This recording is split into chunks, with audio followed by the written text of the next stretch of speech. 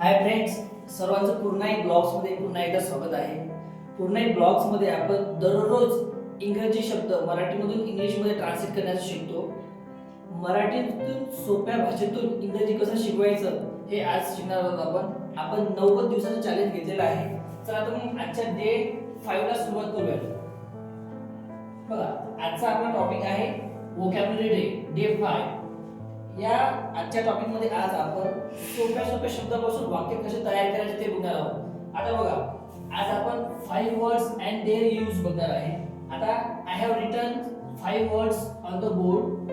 Book, water, fruit, school आणि pen हे काही शब्द आहेत. इथे मी लिहिलेले आहे आणि आपल्याकडे काही सब्जेक्ट आहेत. आय, वी, यू, दे आणि ही, शी, पर्सन नेम. तर या वर्डच्या सहाय्याने आणि या सब्जेक्टच्या सहाय्याने आपण पूर्ण वाक्य तयार करणार आहे. चला तर बघा, पहिलं वाक्य बघूयात. आता बुक आहे. आता बुकला आपण काय करतो? वाचतो. तर सोपं आणि सरळ आपण कसं करणार? वाचतो. वाचतो तो काय शब्द आहे? I read a book.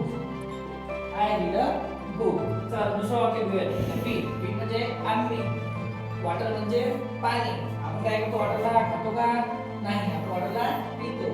मग काय कसं लिहिणार? वी.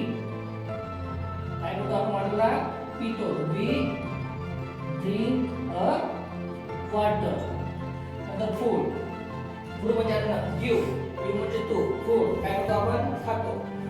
घ्या मग you ला काय करायचं? you eat a food. एकदम इझी आहे. you eat a food. नंतर काय आहे? school. they म्हणजे ते. school म्हणजे शाळा. ते शाळेत जातात.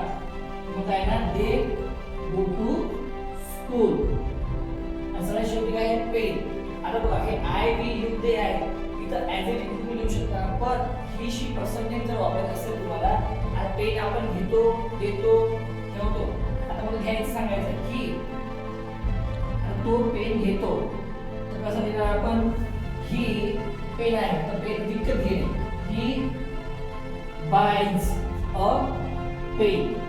ही बायज अ पेन. बघा, इथं ही, शी आणि पर्सन नेम घेत असताना वर्बला इज लावायचं. आता ती बॅग घेते, तो चित्र काढतो. असे जे वाक्य आहेत हे वाक्य व्यवस्थित तयार करा. आणि बघा, सोपं आणि सिंपल आहे. पुन्हा एकदा डबल हा पहिल्यापासून व्हिडिओ बघा आणि सोपं आणि सोप्या भाषेमध्ये, अतिशय सोप्या भाषेमध्ये आपण एकदम चांगल्या प्रकारे मराठीतून इंग्रजी शिकत असतो. व्हिडिओ आवडला असल्यास कमेंट करा, शेअर करा आणि सबस्क्राईब करा. थँक्यू.